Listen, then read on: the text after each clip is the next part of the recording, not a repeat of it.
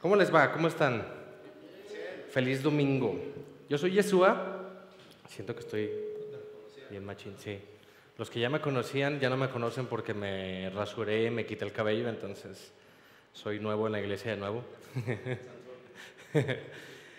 Bueno, traigo una palabra para ti el día de hoy. Es un mensaje que en lo personal a mí me confrontó mucho y me hizo el analizar cosas desde cero otra vez.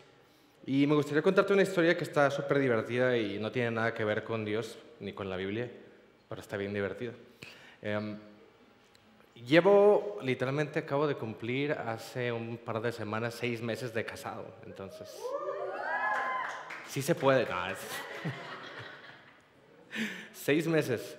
Y estuvo bien divertido porque cuando nos casamos, mi esposa y yo, estábamos planeando la luna de miel, ¿no? Y usualmente todas las parejas se quieren ir a Tulum, a vibrar alto, algo así como muy playero y con calor, ¿no? Y como estamos bien locos, mi esposa y yo, parte del viaje que quisimos hacer fue ir a Perú a visitar Machu Picchu. Pero como estamos muy locos, no quisimos. Hay dos maneras de llegar a Machu Picchu. Una de las maneras de llegar a Machu Picchu es literalmente a través de un tren.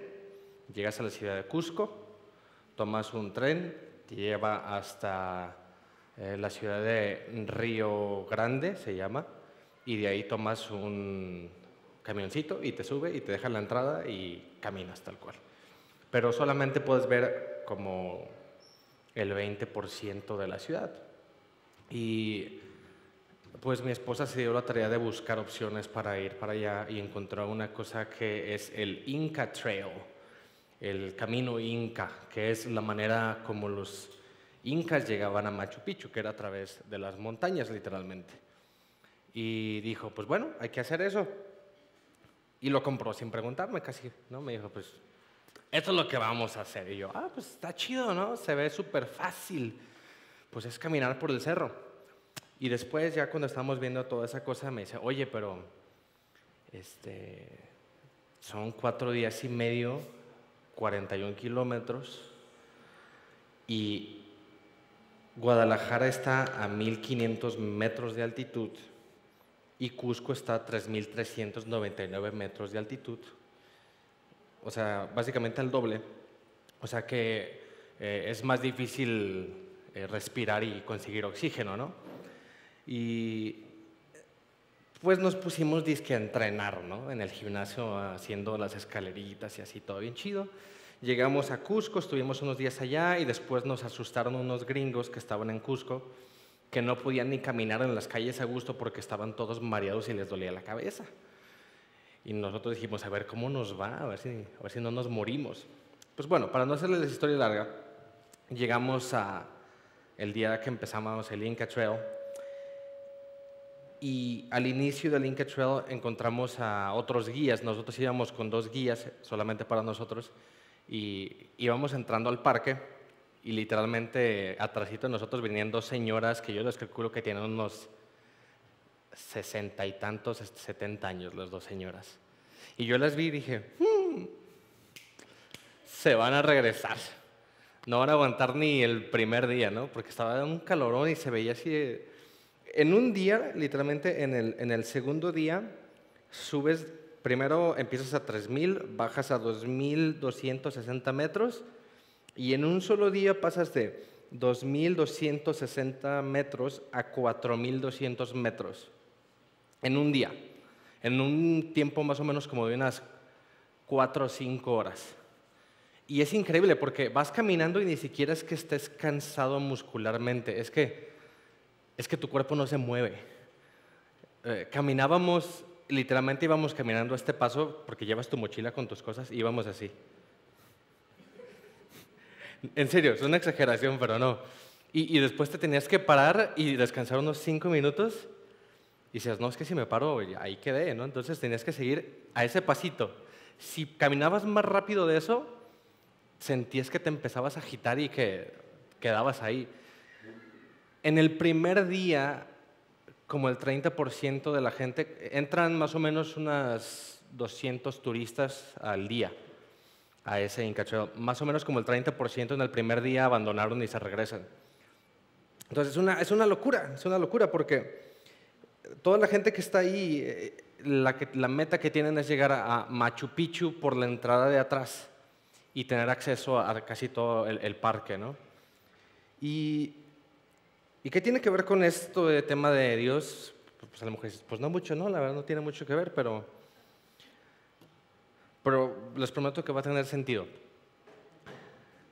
Cuando estaba preparando este mensaje, estaba pensando en nuestra cultura que tenemos hoy en día, de cómo, con todo el respeto a los que les gusta subir muchas cosas a Instagram, cuando llegamos a Machu Picchu, yo veía a las personas que literalmente llegaban, iban, o sea, nosotros llegamos sudados de 4 días y medio de caminata, con nuestras mochilotas despeinadísimos, así de que sí, lo logramos. Y veías a las personas, literalmente, que iban con unos outfits que yo creo que se tardaron 4 días y medio en prepararlos, al mismo tiempo que llevamos caminando, para verse impecables para una foto. Y eran unas filas para llegar a la parte baja donde se podía ver la mayoría del lugar. Y decías, es que está increíble la dedicación que le ponemos a las cosas que son instantáneas, ¿sabes? Pero usualmente cuando hay un proceso de por medio, cuando hay un tiempo de espera, cuando hay un camino que recorrer, usualmente es cuando decimos, pues creo que mejor no, no me conviene, no me agrada tanto.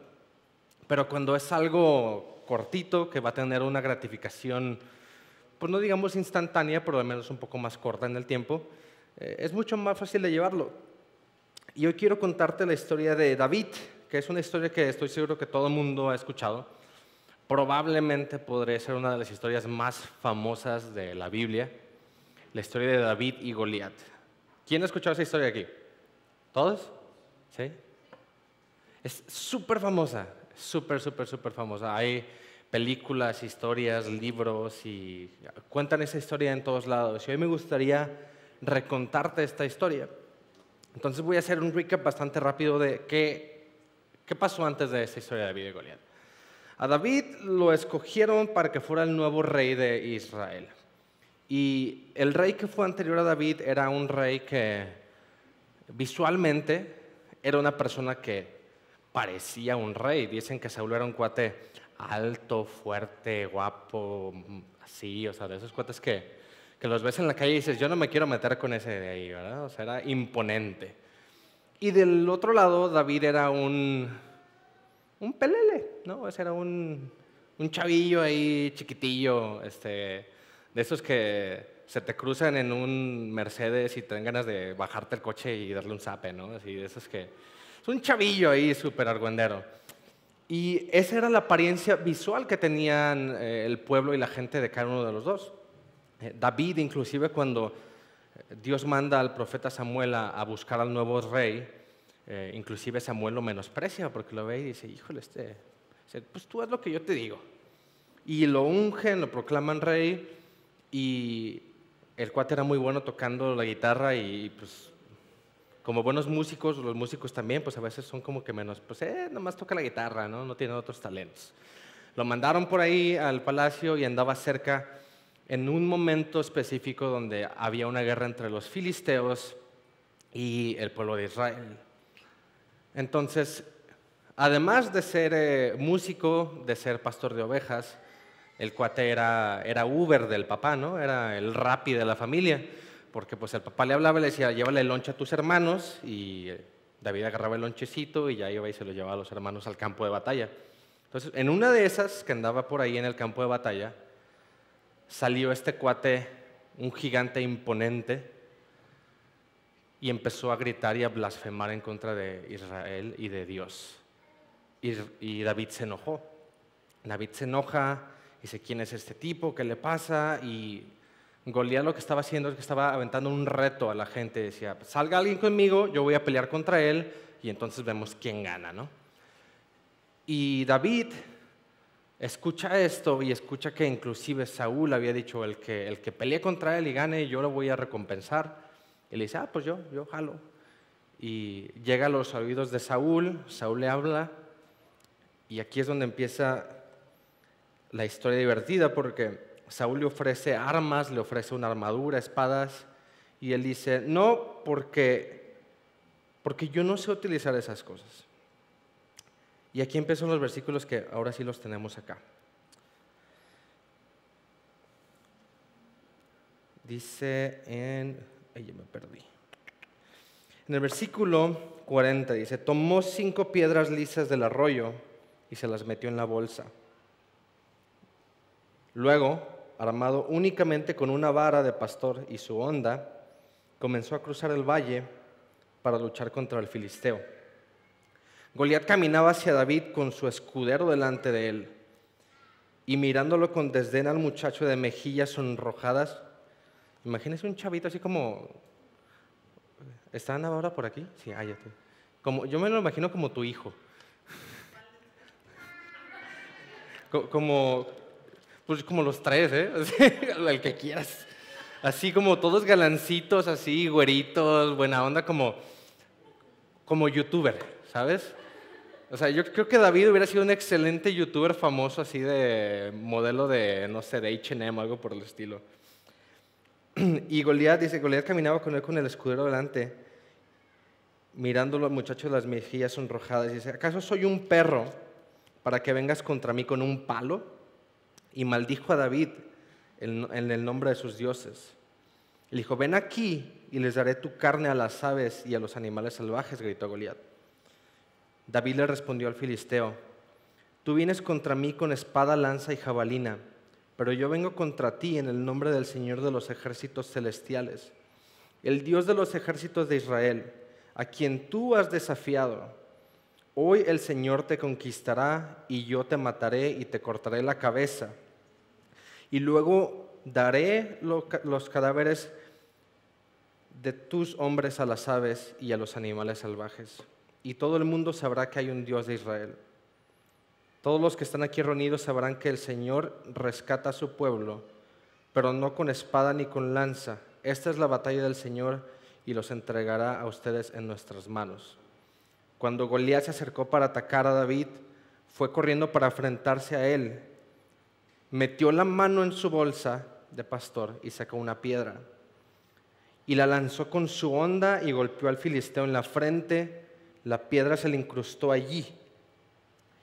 Y Goliat se tambaleó y cayó con la cara al suelo. Así David triunfó sobre el filisteo solo con una honda y una piedra, porque no tenía espada. Después David corrió y le sacó de su vaina la espada de Goliat y la usó para matarlo y cortarle la cabeza.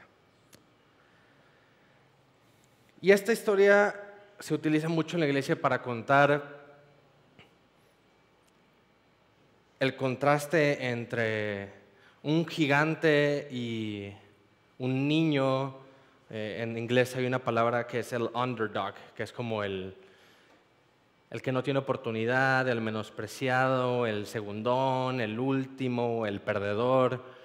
Y esta es la historia que conocemos todos. Conocemos la historia de el segundón, el perdedor contra el gigante poderoso, y lo utilizamos para contar estas metáforas donde decimos, es que si tú quieres liberar, y si tú quieres derrotar esta cosa, y si tú quieres lograr esto o aquello, pues nomás tienes que pararte ahí enfrente y confiar y ¡pum!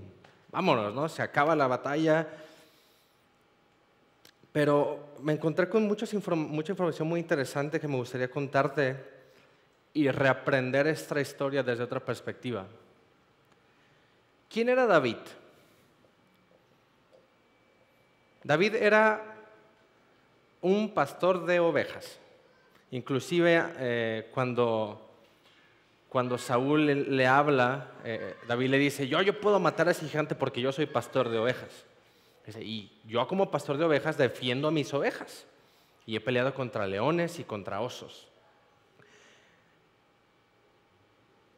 ¿Ustedes qué hubieran hecho? Yo siento que si hubiera sido Saúl, hasta lo hubiera arrestado, lo hubiera amarrado a un árbol o algo por el estilo. Así como sea, va a ser el ridículo, vamos a perder, no va a funcionar. O sea, no, o sea, te tienes que traer un cuate así macizo, que se vea fuertote, grandote, para que presente batalla, ¿no? Y David le dice, no, no, no, o sea, yo sé cómo. Y aquí es donde la historia empieza a cambiar y empieza a volverse un poquito diferente. Porque cuando tú empiezas a ver los registros históricos, te das cuenta que David, sin necesariamente estar inscrito con los militares o con los guerreros de Israel, era un guerrero de élite. David utilizaba una cosita que se llamaba una onda. ¿Quién de aquí sabe qué es una onda? ¿Qué es una onda? ¿Qué es una onda, Rick? Pues como es un pedazo de piel, como una resortera, pues. Un tipo de resortera. Una onda es dos pedazos de hilo, que usualmente era piel de algún animal, o un tejido de fibras naturales como trigo o algo por el estilo, que tenía una terminación como de un tipo de bolsita donde se incrustaba una piedra y se ponía un aro. De un lado tiene como un tipo anillo que se pone en este dedo de aquí o en el de en medio, y el otro se agarra con esta parte de tu mano. Entonces, la sacudes y en cierto momento que tú quieras, sueltas esta parte y el proyectil que está en la parte del centro sale volando. Y esto es muy padre porque hay una parte en el mundo, en Italia, en un pueblito de Italia, que existen los mejores honderos del mundo. A lo largo de toda la historia, de ahí están los mejores honderos. Y hay muchos, si ustedes buscan eso en YouTube, están miles de videos de gente que va y los estudia y los analiza. Y hace como unos 8 años, un cuate fue a ver justamente cómo era una onda. Y hay un torneo en la isla, en este lugar de Italia, para ver quién es el mejor hondero cada año. Y hacen un concurso y hay pruebas y se llevaron al cuate que era el ganador absoluto. Era como el Jordan del básquetbol o el Messi del fútbol. Este cuate era el de las ondas. Y dices, ay, pues, qué útil, ¿no? O sea, pero en ese tiempo lo era. Y se lo llevan y empiezan a hacer pruebas con él. Y empiezan a analizar qué era este instrumento. Y se dan cuenta que esta cosa es, en ese tiempo de la historia, era de las armas más poderosas que existían. En la estructura militar siempre han existido 3 secciones, que era la infantería, la caballería y la artillería. ¿Sí? Y la artillería en ese tiempo estaba formada por arqueros y honderos. Y las ondas tenían mucho más alcance y más poder, inclusive en algunos puntos más precisión. Un hondero de élite podía pegarle a un jinete en movimiento a 300 metros de distancia en la cabeza. Puede alcanzar la velocidad de la piedra arriba de entre 80 a 100 millas por hora. Y las piedras que estaban en el valle, donde esta pelea estaba pasando, son extremadamente densas. Entonces, para ponérselos de una manera muy concreta, David llegó caminando al campo de batalla con una 45 en la mano. Tal cual. Entonces la historia no es de el underdog o el segundón contra el gigante. Pero sí lo es, o al menos eso es todo lo que todo el mundo pensaba. Porque pasaron días, dice la Biblia que estuvieron más o menos ahí como 40 días y nadie quiso enfrentar a Goliat. Y David no era el único hondero del lugar. Había muchos. Pero nadie quería hacer frente a Goliat. Todos estaban ahí sentados, asustados. Y nadie hacía nada.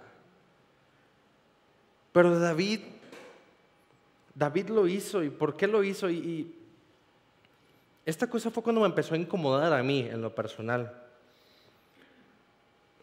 Porque yo pensaba, dije, ¿en qué momento David pensó o llegó a la conclusión de decir, yo puedo pelear contra este gigantón de ahí.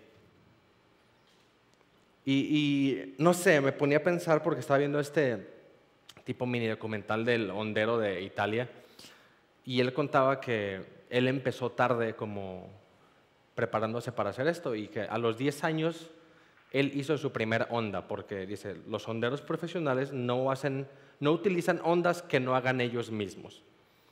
Y literalmente en el video te enseña él cómo hacerla, ¿no? Y se pone a tejer estas fibras y la termina en 1 hora más o menos. Dice, yo hice mi primera onda a los 10 años. Entonces yo digo, ¿a qué edad empezó David a ser pastor de ovejas? ¿A qué edad empezó David a utilizar una onda, a tejerla, a defender a sus ovejas? ¿En qué momento mató? No sé si lo primero que mató fue un águila, un halcón. ¿En qué momento mató su primer león, su primer oso? ¿Cuántos habrá matado hasta ese momento? Y lo que me encanta de esto es que David no era un guerrero que estaba hecho en base al sistema, porque él no estaba con los militares de Israel, era un pastor de su familia. Él no estuvo en un entrenamiento militar, estuvo en un entrenamiento en el campo. O sea, lo que pasaba lo tenía que enfrentar. Y cuando lo empiezas a ver con esa perspectiva, la situación cambia, porque creo que a veces cuando tenemos un reto que enfrentar y cuando una cosa se pone enfrente de nuestras vidas, una situación, un reto, un problema, una dificultad, e inclusive con una buena connotación, ¿sabes? A lo mejor quieres un nuevo empleo, quieres un mejor trabajo, quieres un mejor matrimonio, quieres una mejor relación, quieres ser mejor amigo, quieres ser más estable. A veces lo que nosotros creemos es que, como los instagrameros que van a Machu Picchu y nomás te subes al tren, no sudas ni una gotita, llegas, te tomas la foto y ya quedó. Pero no entendemos que realmente se trata del proceso largo que hay detrás de eso. Y David lo entendió. David entendió el proceso que Dios lo había llevado a través de. ¿Cuánto tiempo estuvo ahí? No sé, fueron muchísimos años. Y en ese momento yo me imagino cuando David estaba caminando a través del campo de batalla y escuchó a Goliat empezar a insultar y a retar. Yo creo que en algún momento en su mente hubo un clic y dijo,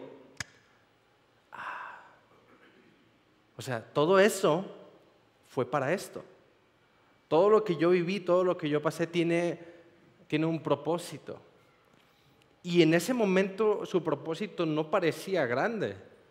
Su propósito era cuidar al ganado de su familia. Y ni siquiera su familia lo quería, lo tenía ya de apestado. O sea, ni siquiera, el papá ni siquiera lo quería presentar.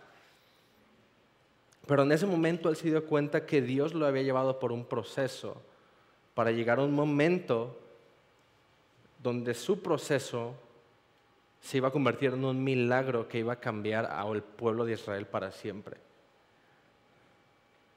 Y el proceso es incómodo y difícil. Y yo creo que es de las cosas más horribles de este mundo llevar procesos.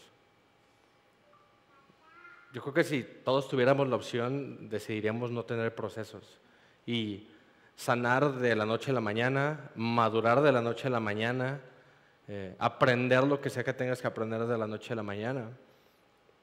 Y a veces yo pensaba en esto y decía, ¿por qué Dios no hace eso? ¿Por qué Dios sencillamente no sé, truena los dedos y ¡pum!, ¿no? O sea, como magia. Ya cambió. ¿Alguien se ha preguntado eso alguna vez? Es tan confuso a veces. Y cuando estaba leyendo la historia de David, al menos sentí que Dios me dijo, es que no se trata del milagro, se trata del cambio que hay en las personas para que llegue ese milagro. David es el sucesor de un rey superficial, vano, ególatra. Y Dios trae al chavito más menospreciado, inclusive por su familia, y lo manda a un campo de entrenamiento por años, solo, con sus ovejitas, y lo prepara para que un día él sea el rey. Y creo que ese proceso se tiene que llevar, no puede ser de la noche a la mañana. Y me gustaría preguntarte, ¿qué son esas cosas que tienes ahí enfrente que estás evitando? ¿Qué procesos estás evitando? O tal vez ya llevaste un proceso y estás ahí en el campo de batalla y se está escuchando el problema y dices, no, es que yo no puedo. No, es que sí puedes, es que Dios puede y por eso Dios te capacitó, por eso Dios te puso ahí, por eso Dios te puso en ese lugar para que aprendieras esa cosa que necesitabas, para que en este momento te levantes y camines al frente y digas, Dios va a cambiar esto y Dios lo va a cambiar a través de ti. Y creo que todos estamos en los dos lugares al mismo tiempo en diferentes áreas. Necesitamos estar en un proceso y estamos en un proceso. Pero no podemos quedarnos en el proceso por siempre. En un momento vamos a tener que levantarnos y caminar al frente y enfrentar a ese gigante. Y con esto termino. Se me hace increíble que esta historia por tanto tiempo la haya visto con otros ojos, porque al menos a mis ojos es muy diferente el significado de ver la historia como el chiquito contra el grandote, a ver la historia como Dios contra el grandote. Y a veces vemos a Dios como este ente místico de allá arriba, ¿sí? Y cuando pasas por un problema, por una situación, vemos a Dios como este ente que está allá y literalmente como que nomás nos ve de lado y le hace como así, y como que cambia algo, ¿no? Y se me hace increíble porque cuando ves la historia de Jesús, ves que Jesús vino a este mundo e invirtió su vida. El tiempo que estuvo aquí, sus años de ministerio los invirtió en 12 personas. Y un poquito más, hay unos extra. Digamos que fueron, ¿qué? 20. ¿Por qué? Porque Jesús no iba caminando por el mundo y pum, pum, así, ¿no? Como película, ¿no? Así como que aventando poderes, ¿no? Y, ahí te va, ¿no? Y cambiando todo. ¿Por qué? ¿Por qué? Porque Dios le interesaba llevar a las personas a través de un proceso. Y Dios es un Dios cercano que quiere llegar contigo y decirte, ven, yo te voy a capacitar, yo te voy a enseñar, yo voy a caminar contigo para que en el momento que te enfrentes a cierta situación, vas a estar listo. Y esto es complicado porque a lo mejor tú tienes una situación hoy en día que es enorme, y tú dices que la tengo que enfrentar, tengo que luchar, tengo que derrotarlo. Y algo que pasa mucho en el gimnasio que se me hace súper divertido es que ves estos chavitos de 16, 19 años que llegan y se sientan en la banca y ponen se traen un montón de discos, los ponen en la barra y llegan y literalmente hacen esto. Y lo avientan y los amigos, ¡ah! No, y todos, ¡sí! Y se toman fotos y los ves y dices, no manches, si sigues haciendo eso te vas a lesionar, o sea, deja eso, ¿no? O levantan así la barra en el piso y ¡ah! Y todos, ¡sí! Y este proceso es un proceso de ser humildes y humillarnos, porque para que puedas levantar el peso, primero vas a tener que bajarle al peso. Porque tal vez en este momento no lo puedes cargar. Porque tal vez en este momento no te le puedes poner al tiro a Goliat. Pero sí puedes empezar preparando tu onda. Pero sí puedes empezar tal vez ya puedes matar un águila. Tal vez ya te le puedes poner al tiro a un león o a un oso. Tal vez algunos de aquí, Dios ya te está diciendo, o sea, si te pongo dos Goliat, los matas de un tiro, o sea, haz algo. ¿Dónde estás tú el día de hoy? ¿En qué parte del proceso, en qué parte de la historia de tu vida estás? Porque créeme que nadie de los que estamos aquí somos la excepción de esta historia. Dios, cuando nos llama a su familia, cuando nos llama a ser parte de su iglesia, quiere capacitarnos y quiere ayudarnos a crecer para que nosotros podamos enfrentar los retos de esta vida. Que si fuéramos honestos, tal vez inclusive muchos de nosotros cambiaríamos la situación de enfrentar el dolor de la pérdida de alguien, de los miedos o de los problemas que tenemos por decir, mejor tráeme un Goliat físico y me agarro a golpes con él, ¿sabes? Muchas de las cosas que enfrentamos hoy en día, a veces yo creo que son más difíciles que un Goliat de carne y hueso. Y eso es importante que lo veamos como es, que no lo menospreciemos, que no menospreciemos el reto, que seamos claros, honestos y que llevemos el proceso en el cual Dios nos quiere llevar. Dios quiere fortalecerte.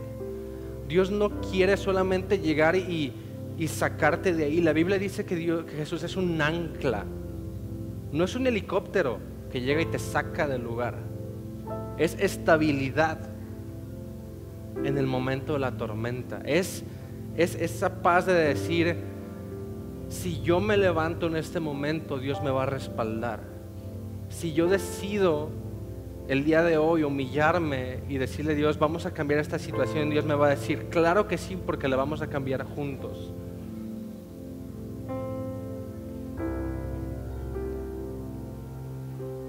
La historia de la iglesia es una historia de gente que le ha creído a Dios, que ha creído que Dios los va a utilizar a ellos para cambiar al mundo. Porque es muy curioso, porque cuando ves este lugar, llegó gente y puso sillas en la mañana, hace mucho tiempo pusieron las pantallas, está llena de el trabajo de alguien que le creyó a Dios, que Dios estaba obrando a través de ellos y que puso sus manos a disposición de Dios y le dijo, aquí están, ¿qué es lo que tú quieres hacer el día de hoy? Y me gustaría invitarte que le preguntaras eso a Dios el día de hoy. Dios, ¿qué es lo que tú quieres hacer el día de hoy conmigo? Porque te prometo que si tú le preguntas eso y confías en Él, yo me imagino que cuando lleguemos al cielo, estaba platicando con mi esposa esta historia y le decía, creo que cuando lleguemos al cielo, a David le va a emocionar escuchar historias de nosotros derrotando a otros gigantes. Es eso. Los gigantes que vas a derrotar son importantes para la iglesia, no solo para ti, para la iglesia. Así que hoy cree en el proceso y no te rindas, no tires la toalla, no te canses. Sigue caminando, porque sabemos a dónde vamos. Y mira, tenemos la meta ya comprada y la victoria ganada. Entonces solo sigue caminando. Me gustaría orar. Si me acompañas cerrando tus ojos.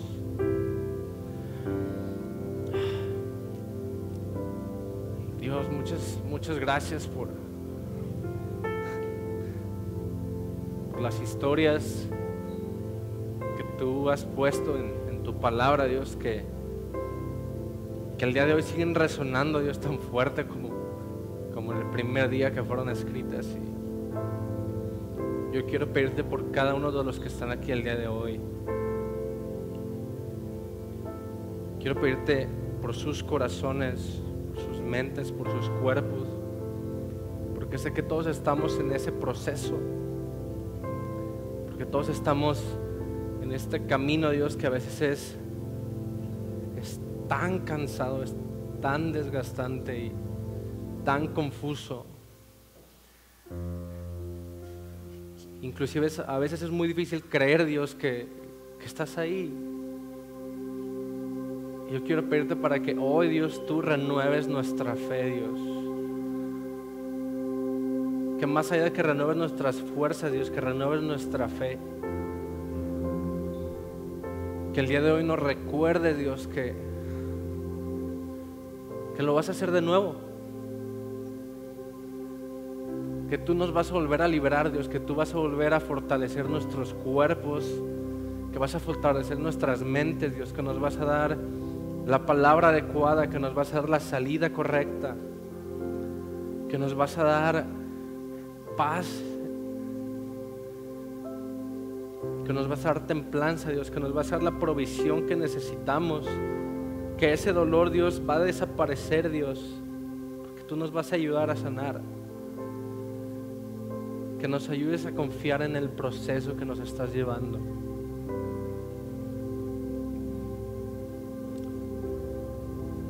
Necesitamos más de ti, Dios, necesitamos más fe, necesitamos volver a creer, así como el primer día que nos acercamos a ti y tocaste nuestros corazones y te vimos por primera vez, Dios.